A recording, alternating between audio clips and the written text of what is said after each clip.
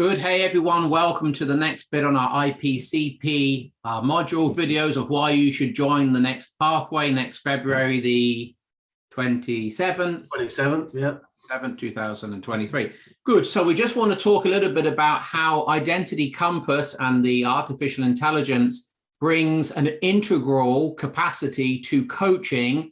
And we're going to have Jay talk us through how standard or traditional coaching works in the left-hand quadrants mainly, and how Identity Compass brings a more holistic, whole and integral approach to working with the client and also for you as a coach. So we're going to have a quick look at a slide and then Jay and I will have a conversation. So here we go, get ready. So this is the difference that makes the difference between subjectivity and objectivity. And it's massive in coaching because the whole field of coaching is basically grounded in the coach's and the client's subjectivity. So this is a game changer we're about to look at. Here we go. Good. So if we look at it, this is a map of the subjective or the inner experience and the objective or the outer experience of the individual, and as plural, as a collective, as part of a team, a group, a culture. Yeah. And so we're looking at the subjective and objective of the individual and collective. If we look in the upper left quadrant, you'll see it's marked there in red. The inner experience of the coach counts for almost everything in conventional coaching. So that means that a coach not only has to be really well trained, but they've got to have gone through it themselves. And if they haven't gone through it themselves, they're going to find it really, really difficult to navigate contextually as well as subjectively the landscape they're taking the client through. Now, that plays out in stuff like high-performance sport where, hey, I'm not a Formula One driver, and nor do I need to be, in order to help another Formula One driver get their inner and outer game straight and right to be able to drive effectively to their potential. So currently coaching is grounded in the coach's map and the coachee's map. The coachee is bringing their subjectivity to here's the problem and here's what I want.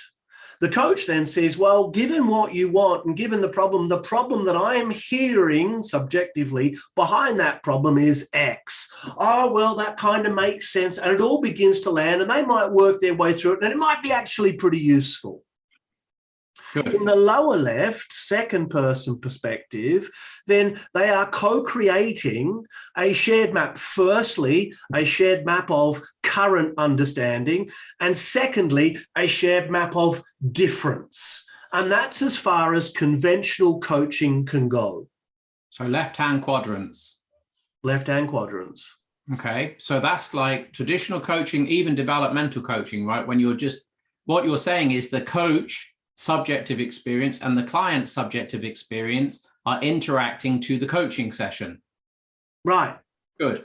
Holistically. And the big problem with that is that the coach doesn't have any context. So they're going to only rely on what the client's bringing to the process, which of course is going to be limited to what the client thinks is important. And this is the difference that makes the difference. We need to turn that subject into object. So we need something or someone or a process or a system to help us do that, to help us take a mind dump of the client and make it objective. Good. So how does Identity Compass make this a more integrally informed coaching session in the right hands? Well, it does that. It turns subject into object by asking a series of forced answer questions. It's not a nice test to do because it's forcing you into answering questions and then throwing up different questions based on what it's forcing you into answering. And so it's a forced answer test. So it feels like, well, neither of those are true, but it's taking you down a pathway where those small calculations start to play out in a big way in terms of your thinking pattern.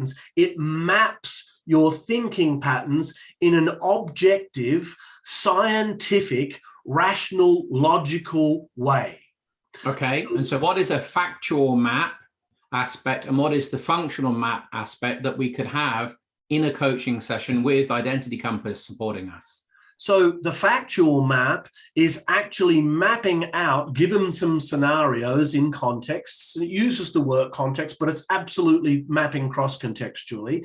It's using the work context to map out thinking structures and place them out in a given way, and shows how all of these thinking patterns interact with one another, and immediately helps you identify, using some AI technology, where the leverage point for the shift is for the client objectively. So that's the actual map. Even if the client doesn't see that subjectively, right? They don't remember. Mostly they don't. Mostly the client will go, I disagree with that, but we can even show where their disagreement's coming from given the map.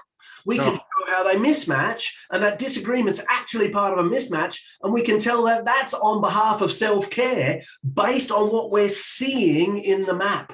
So we can real time actually feed back the patterns as they're occurring in the coaching session to wake the client up so that they can grab a hold of this and start to do the work to grow themselves up, to clean up the stuff they need to clean up so that they can begin to show up.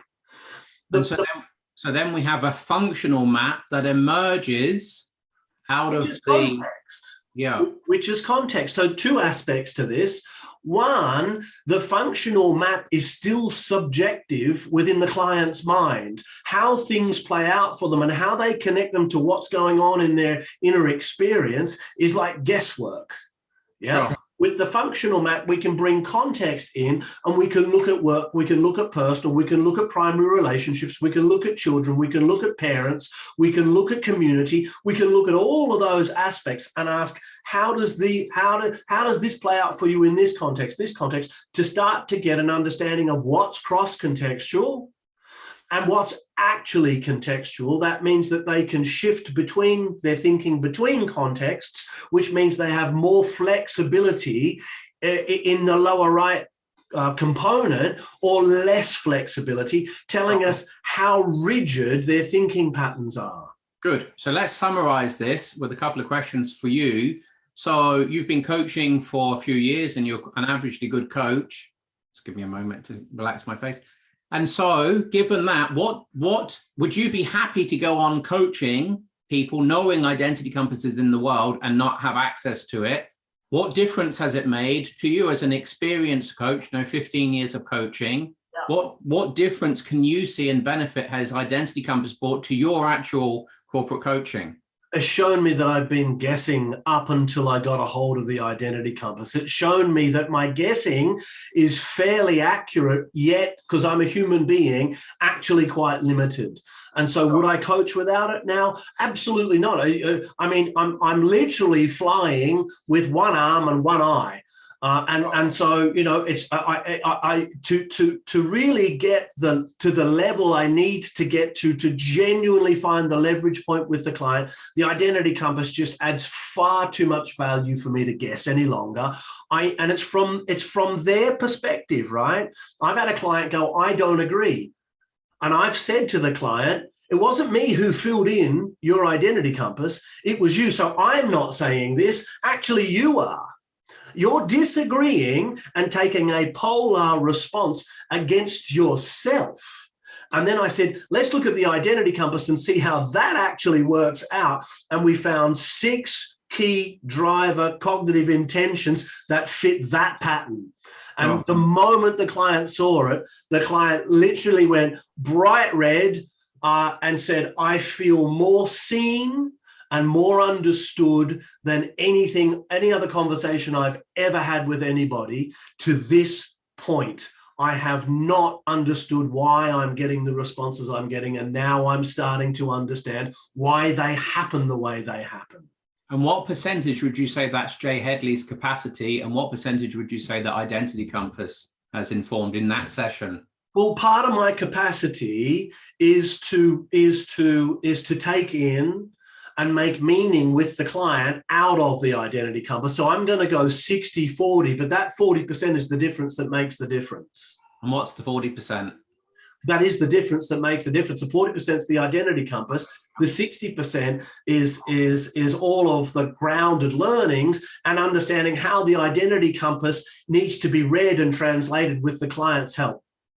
Does a coach to coach the way you've just talked to need to be an excellent, outstanding, well-experienced coach to be able to use identity compass in that way? They need to have that experience. They need to learn it. But what the identity compass will do is it will train them how to learn it in an accelerated way. So instead of it taking 5 years to become an extremely experienced, well-honed, well-rounded coach, having done the work on yourself, we'll cut that down to 2 or 3.